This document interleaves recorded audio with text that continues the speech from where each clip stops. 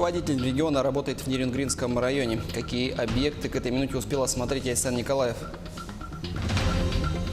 Разгул стихии, кровли многих домов Мирного не выдержали такого сюрприза природы. С какими сложностями столкнулись жители города? Проверка готовности учреждений. Сколько школ и детских садов Алданского района уже готовы к учебному году?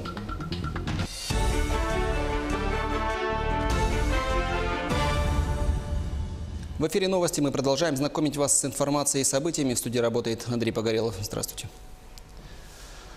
Айсан Николаев работает в Нерюнгринском районе. К этой минуте он уже посетил несколько объектов района. На прямой связи из города Нерюнгри с нами находится Сергей Козера.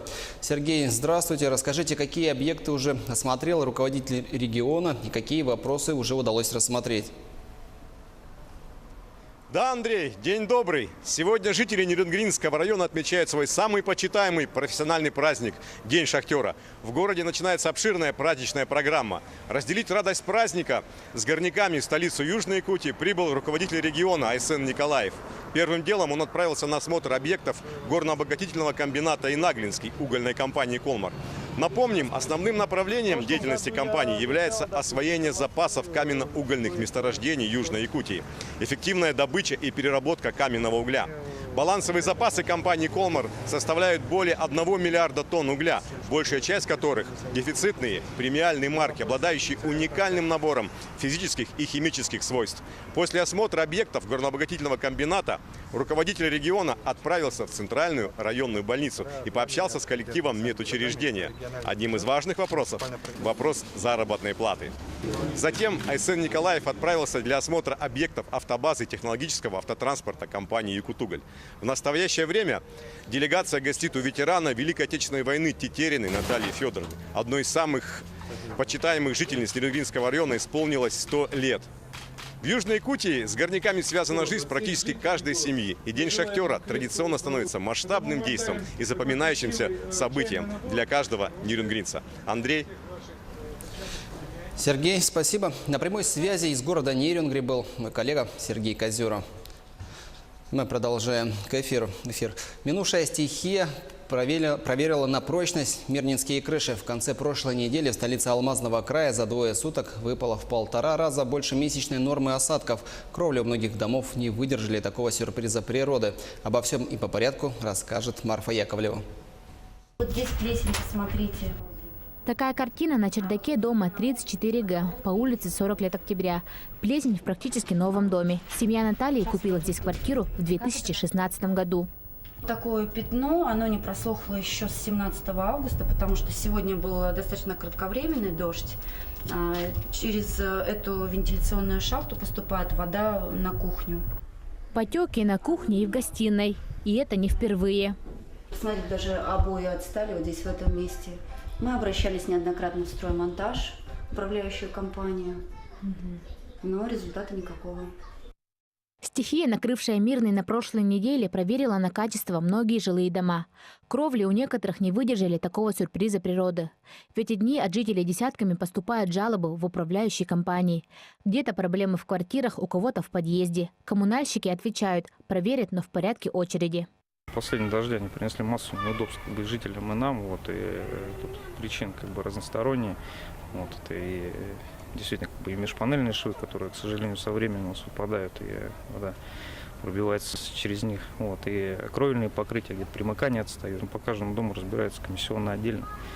Схожая ситуация и в квартире Христины Пахомовой. Здесь она живет уже 9 лет. В этом году ливень принес большие неудобства.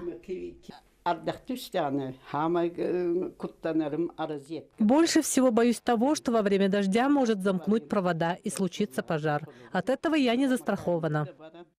Многие из пострадавших могли бы рассчитывать на компенсацию ущерба, если бы были застрахованы. Так говорят в страховых компаниях. Ежегодный платеж обошелся бы всего в 2000 рублей, но компенсация могла бы покрыть все затраты на вынужденный ремонт. Конкретно обследуется жилое помещение и осматривается нашими специалистами, и делается расчет по оплате.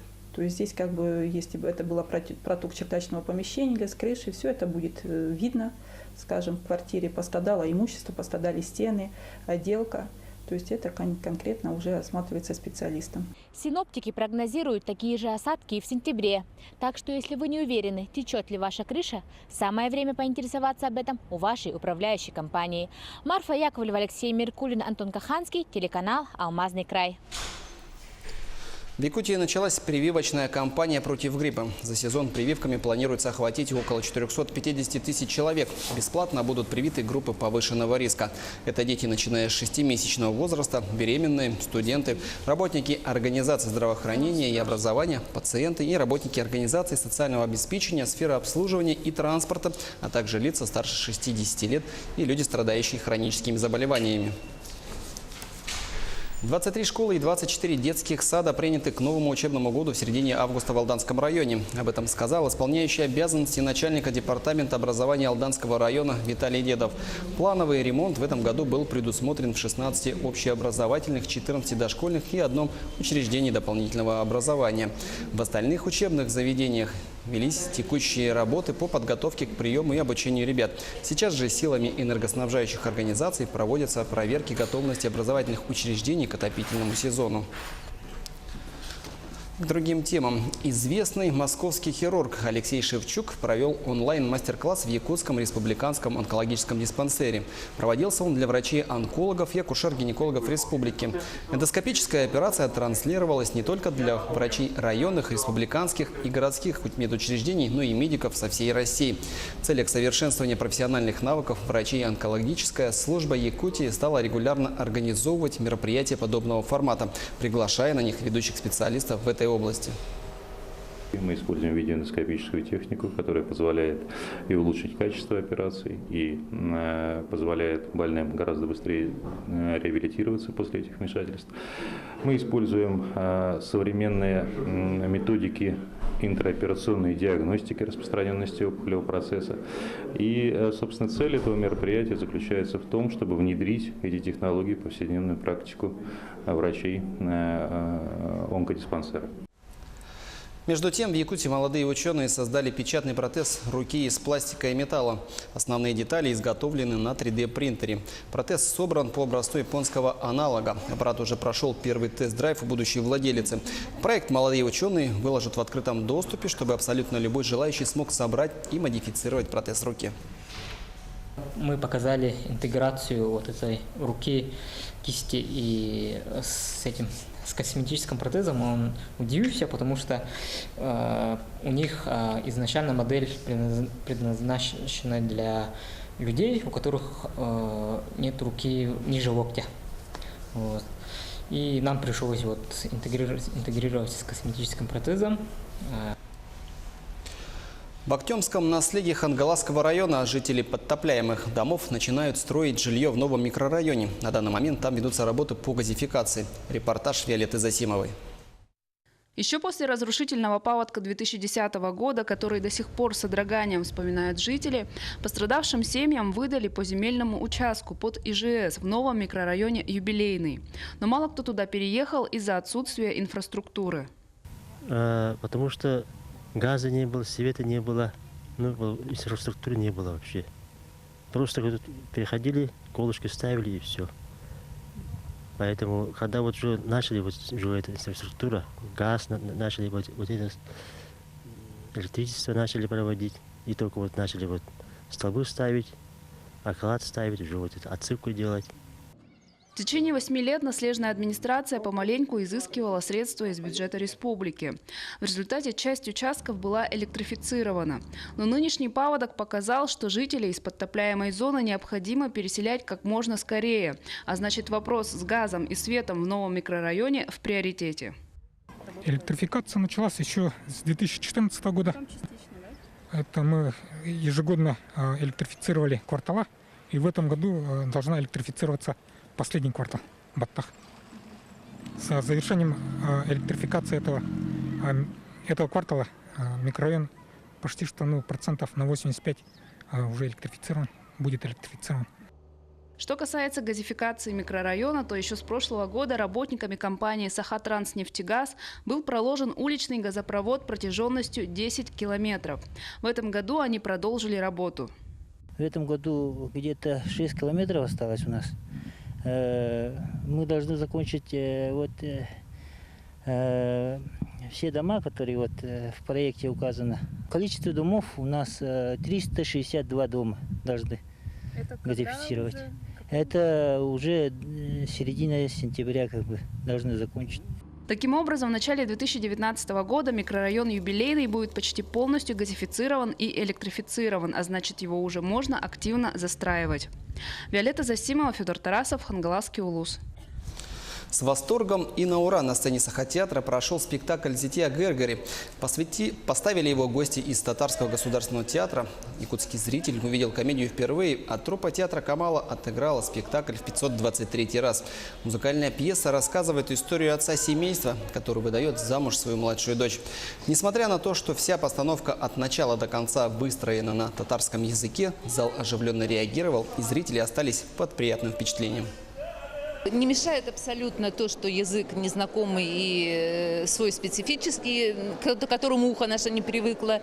Тем не менее, спектакль очень такой с юмором, с хорошим, с настроением, с национальными какими-то, с национальным колоритом. Очень хорошо играют артисты. В Ленске с 28 по 30 августа пройдет школа КВН. Комитет по молодежной и семейной политике совместно с Алмазной лигой клуба «Веселых и находчивых» и региональной лигой «Столица МС» приглашает принять активное участие. Веселые, талантливые, целеустремленные ребята и любой желающий смогут выйти на сцену. Мероприятия пройдут в Доме культуры «Юность». И в завершении. Власти Британии намерены запретить продажу детенышей домашних животных через магазины. Инициативу объясняет заботой о котятах и щенках. Подробности в репортаже «Рейтер» рассказывает Никита Конев. Правительство Великобритании в среду объявило, что намерено запретить продажу котят и щенков через перекупщиков и магазины. Инициатива, которую сейчас обсуждают власти, должна защитить животных. Покупатели, ищущие нового питомца, вынуждены будут обращаться напрямую к заводчикам, либо идти в приюты. В Федерации индустрии домашних животных предложение правительства восприняли хорошо, хоть и с оговорками. Мы приветствуем эту идею. Все, что улучшит благополучие животных, хорошо. Но этого стоит достигать другим способом, а не простым запретом. Подобные методы в промышленности приводят к проблемам, и нам не кажется, что и в этом случае все сработает быстро и успешно. Сейчас магазины в Соединенном Королевстве продают от 40 до 80 тысяч щенков в год. У меня на этом все. В студии работал Андрей Погорелов. До встречи в эфире.